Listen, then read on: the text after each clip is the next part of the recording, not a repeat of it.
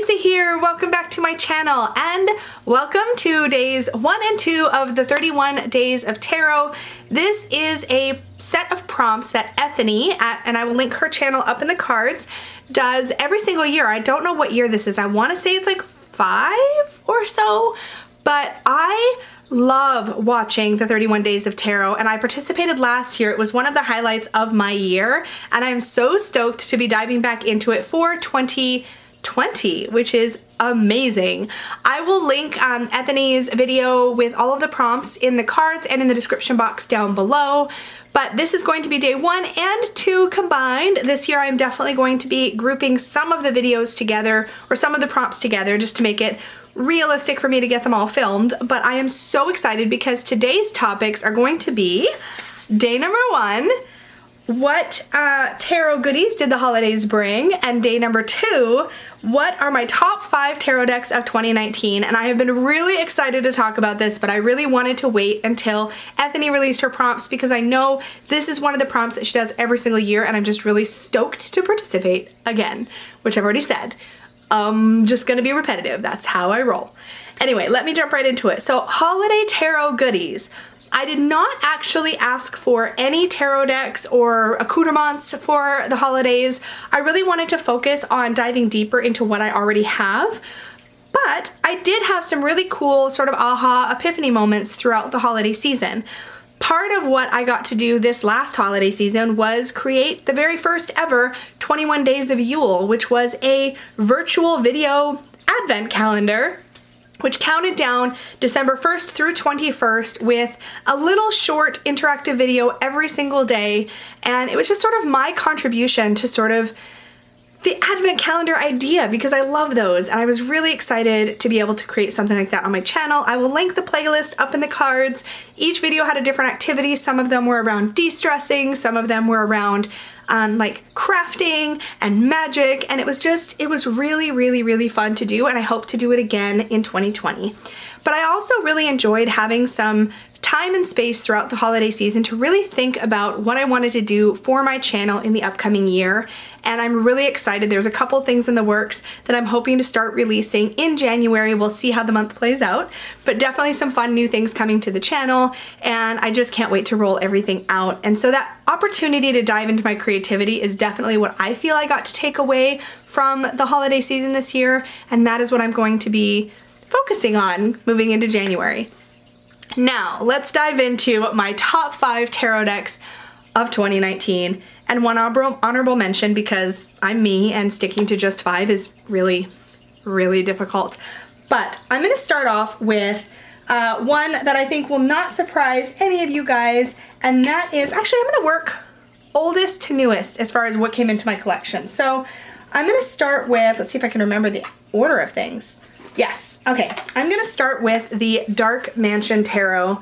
Check out this epic Peggy bag that Peggy made me for mine. Now, I should point out that I actually have 2 copies of this deck. One of the copies is actually looking for a new home because when this deck first came out, I actually purchased the large size of the cards, mostly because I fell in love with the backs. So the backs were brown. I'm gonna show them to you because I have them in this size now too. These really gorgeous brown backs with the blue gem in the center. And so originally, in order to get this particular back, you needed to get the large or the collector's edition. I did not get the collector's edition, but I did get the large, and I just found it really unwieldy to use. So when they came out with a second edition in 2019, I picked up the small size because I could get it in the rose petal finish, brown backs, gilded, and in the standard size. I love this deck. This copy is still in order because I haven't actually worked with this one in 2019 as far as the small size. I worked with the large one quite a few times. I love the artwork. It's super vivid. It's right up my alley as far as being a little bit on the cartoonish side. It definitely has a world. And many of you who have watched my channel already know that one of the things I really love about tarot is when the tarot deck sort of has its own universe, its own world, and it brings you into that world. And this deck did that beautifully, and it was a deck that came into my collection in 2019. Even the large one came in to my collection early this year. But I really enjoy this deck. It's super unique, and it really took took the tarot world by storm this year.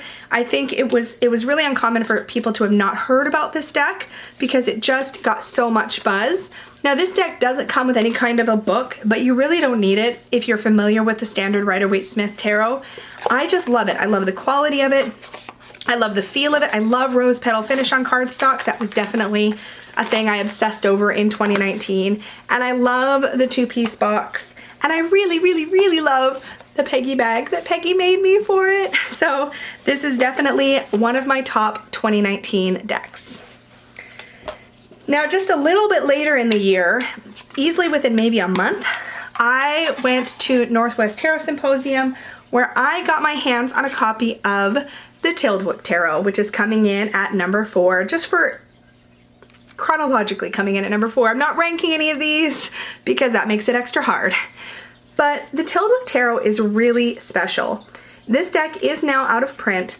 It is really spectacular. It features these lush environments, a wonderful deck for path working. A lot of these spaces are interior with some outdoor spaces as well. But it's just, there's so much meaning, and what I love about this deck is the way that it makes you slow down. I think a lot of times in tarot it's easy to get caught up in reading sort of fast and loose, and I definitely succumb to that as a habit. And the Tildewick just makes me pause, really take in the card, take in the environment, and sort of soak up what it's trying to tell me. It's just really, really unique in look and feel. Cardstock is lovely. The gilding is really smooth and really, really nice. I love the backs. It's just a beautiful, beautiful deck, and I actually keep it in a wooden tarot box that I'm throwing. Got it. That I've had for years and years. And it is, I keep throwing the box. What is happening? So yeah, that is my number 4 for coming into my collection in 2019. Next up is a, let me think order-wise. I'm gonna save this one for last. So forget the order. I'm just gonna roll with it. So the next one I want to talk about is the Sawyers Tarot by Astacio Burrington. Yes, Burrington. This is such a gorgeous deck. I have to clear my throat one moment. Excuse me. I'm still getting over the bug. But, which by the way, that totally kicked my butt at the end of 2019. Holy moly. At any rate, the Sawyers, a lot of people in the community call this the Sassy Burrito deck, just because the name I think is a little tricky. But Sawyers actually means, I believe, wanderer. And look at this gilding. It's literally the same like luxurious feel to the gilding as the Tildewick Tarot has. The images in this deck are very comforting to me. This is the first deck I reach for when I am doing self-care readings for myself or for others. Also one of the first decks I reach for self-worth based readings, both of which are right at the heart of my tarot practice. This deck just really speaks to self-worth, self-care, self-confidence, and one's personal journey through life. I feel like these images just evoke those really deeply personal meanings and messages that just gave this deck such a special and unique voice, and it makes it so easy to read. It sort of pulls you into more of an emotional landscape, which is something I really, really appreciate about decks. I mean, come on.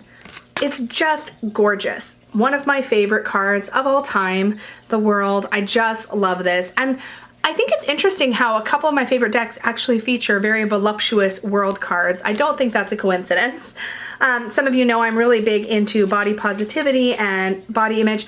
This is also a all-time favorite card. The Nine of Cups is a card that I very strongly resonate with because it speaks to emotional abundance and personal fulfillment and emotional wealth and all of that good stuff. And here we see somebody whose emotional abundance comes from a place of self-love and self-celebration, and I just love that. I also really love this Judgment card and this idea of sort of releasing or stepping out of your comfort zone, releasing that security blanket of your current existence.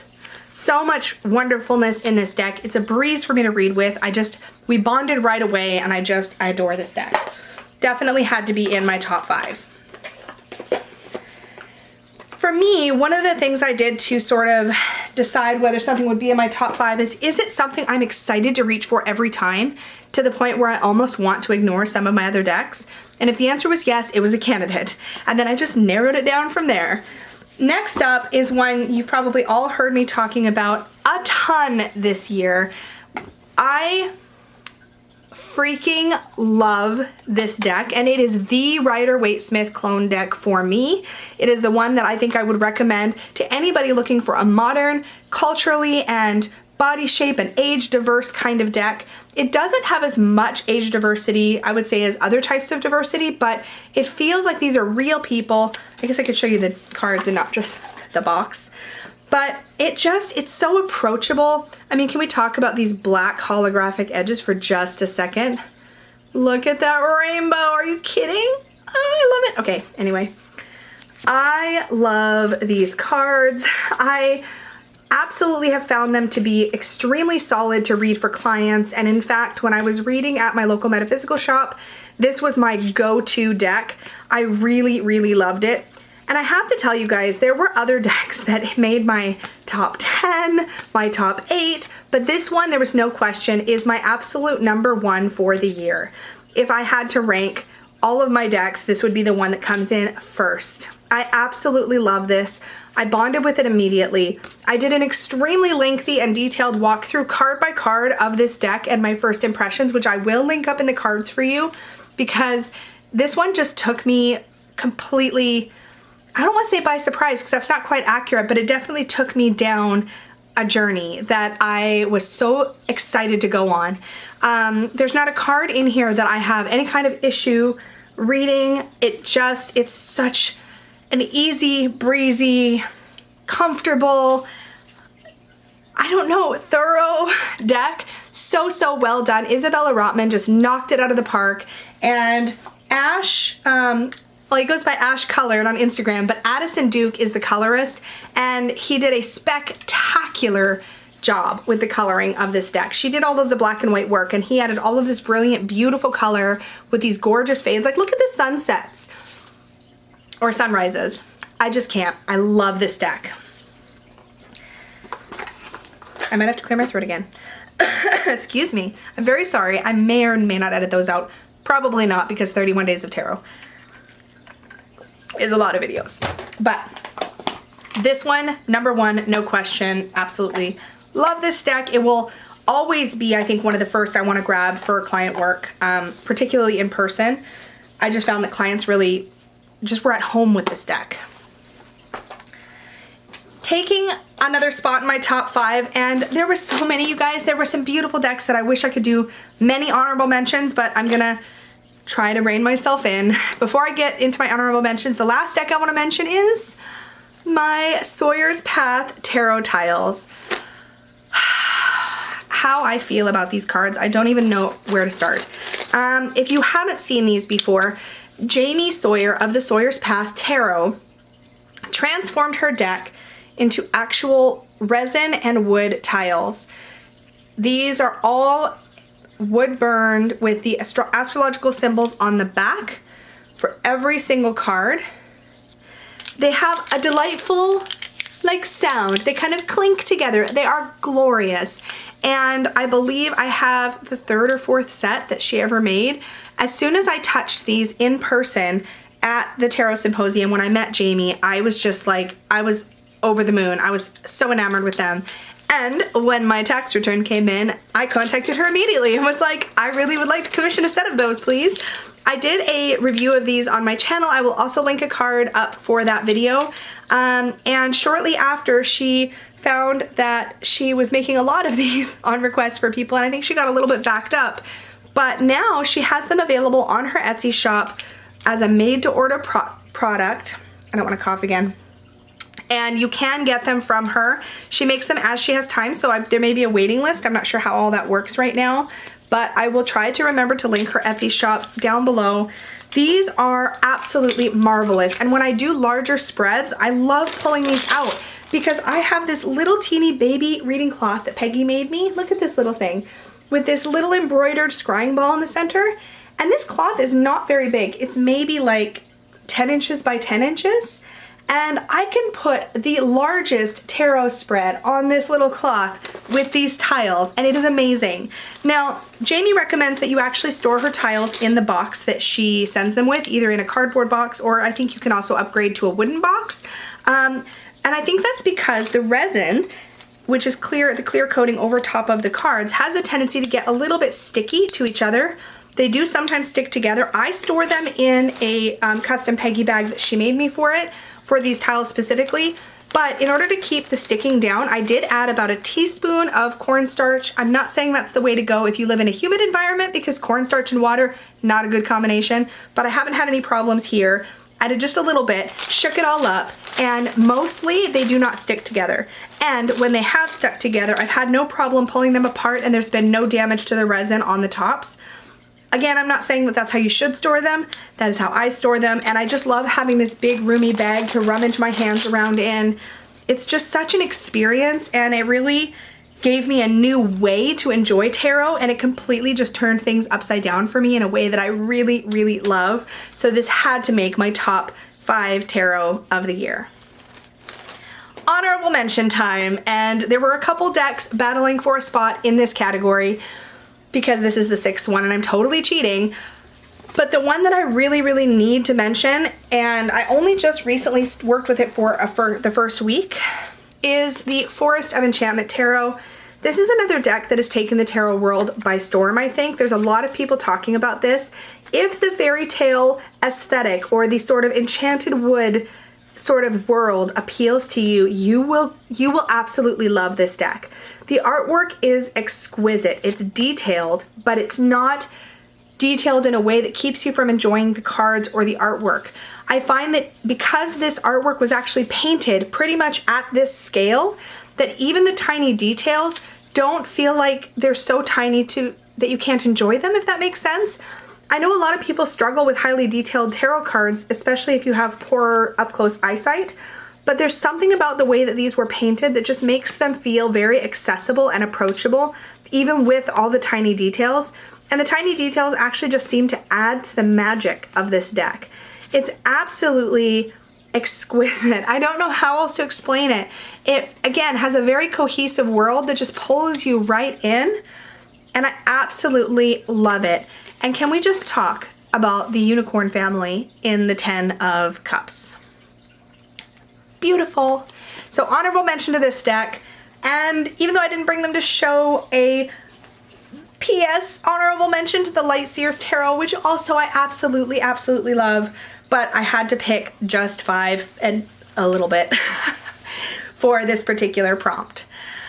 All right, guys, thank you so much for hanging out with me for days 1 and 2 of the 31 Days of Tarot. Remember to like this video, share it with your friends if they want to see what my top decks were. Subscribe, click the little bell so you don't miss my future videos. And remember to check out the other videos that are being done for this prompt. If you search up the hashtag 31 Days of Tarot that I've got linked in the title in the description box, you'll be able to find lots of other responses to these prompts, and it'll give you lots of great viewing content through January.